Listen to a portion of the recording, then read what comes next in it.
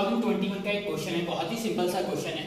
Question में कहा the magnitude of vectors OA, OB and OC in the given figure are equal.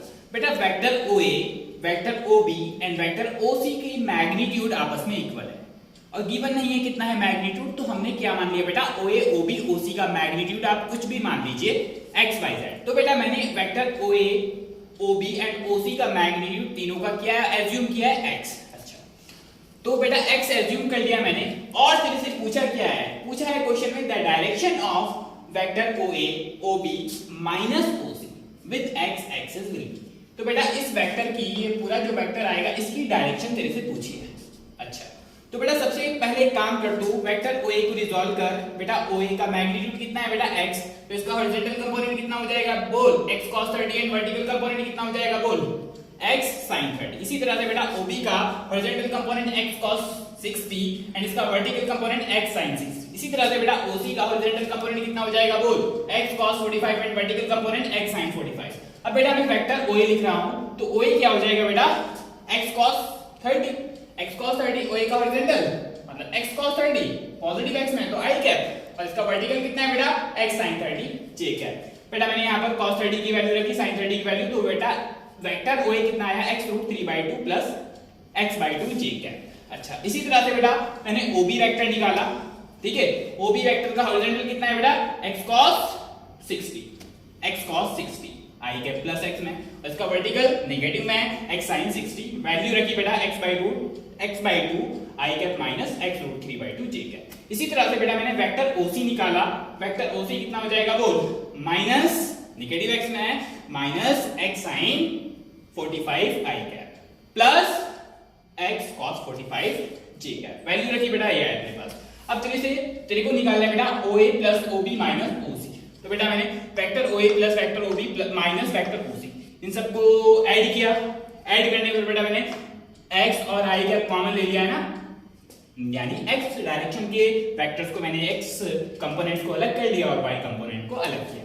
अब तेरे पास बेटा कि x डायरेक्शन के अंदर कितना इफेक्ट है, तेरे पास इस वेक्टर का जो पूरा वेक्टर बनकर आ रहा है वो इतना है और y डायरेक्शन में कितना इफेक्ट है, इतना है। अब बेटा तेरे से पूछा है इस वेक्टर का, क्या पूछा है, इस वेक्टर की डायरेक्शन पूछी है पॉजिटिव x से। अच्छा तो डायरेक्शन निकाल सकता है तो बहुत आसानी से, मैं इसको इरेज कर रहा हूं, ठीक है। देख बेटा direction tan theta equals to होता है हमारे पास परपेंडिकुलर बाय बेस, यानी y component divided by x, ठीक है। तो y कंपोनेंट तेरे पास कितना है बेटा बोल, 1/2 माइनस √3/2 माइनस 1/2, ठीक है, x divided by x component कितना है तेरे पास, x √3/2 प्लस 1/2 प्लस 1/2। कोई टेंशन है यहां तक नहीं। अच्छा अब देख बेटा सिंपल, इसको सिंपलीफाई कर, x को मार दे। अब बेटा ऊपर तू 2√2 एलसीएम लेगा तो बेटा यहां क्या बचेगा बोल, यहां बचेगा बेटा तेरे पास √2, तो यहां क्या आ जाएगा बोल, यहां कितना आएगा √2 × √3, कोई टेंशन है नहीं, और यहां पर बेटा 2 आएगा। अच्छा अब देख नीचे भी 2√2 का मान आएगा, नीचे भी 2√2 एलसीएम, ऊपर भी 2√2 एलसीएम, तो 2√2 से 2√2 कट जाएगा, नीचे भी 2√2 एलसीएम लेकर यहां कितना बचेगा बोल, यहां पर बेटा √3 × √2 बचेगा प्लस यहां पर 2 यहां पर बचेगा बेटा √2 और यहां पर कितना आएगा बेटा 2, कोई टेंशन है नहीं।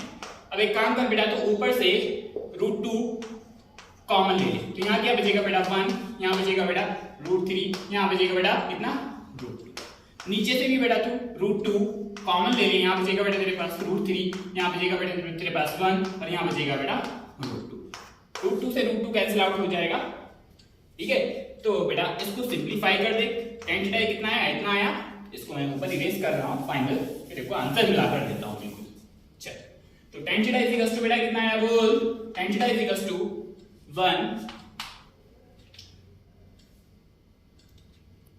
तो बेटा कितना 1 माइनस √3 माइनस √2 डिवाइडेड बाय बेटा कितना, 1 को पहले लिख लेते हैं 1 प्लस √3 को बाद में लिख लेते हैं 1 प्लस √3 माइनस 2, क्लियर है यहां तक। अब बेटा थीटा की वैल्यू निकाल दे, tan उधर जाकर कहां पहुंच जाएगा इनवर्स में, तो बेटा tan inverse 1 minus √3 minus √2 divided by 1 plus √3 minus 2।